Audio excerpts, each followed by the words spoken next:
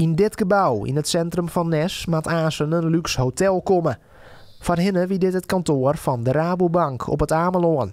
Ondernemer Erik Kooistra had het in november verliezen hier kocht en wil de verbinding ziekje met Hotel de Abdij in Dokkum. Een hotel werd het net gaat om massa, dus niet zoveel mogelijk kamers en gaat meer om speciaal, bijzonder. Ja, en dat is eigenlijk was in de Abdij van Dokkum ook vinden kist. Adema Architecten uit Dokkum zullen een ontwerp maken voor het gebouw. Het oude kantoor is goed onderhouden, maar dat moet wel in Greven verbouwd worden. Nou, het is een vrij groot pand, de jaren 70 denk ik.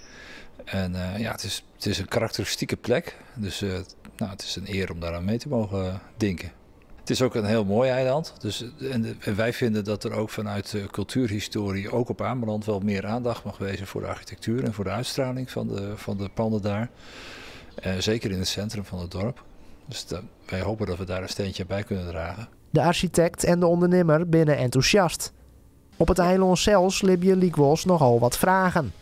Het dwarsbelang van Nes is op de hichte van de plan, maar wil net op camera reageren. Kooistra had er zelfs alle vertrouwen in. Wij zijn nou tijdelijk met de gemeente overeengekomen dat het beroept werken voor de medewerkers van de horecabedrijven. Dus wij hebben nou dit seizoen broeken wij om de plan nu te werken. En we gaan met de man van Adema naar Ameland voor sketsessies. En dan hopen wij dat we in overleg met het bestuur van Ameland dat de vergunningen binnen helje kist, sinds maar in de winter.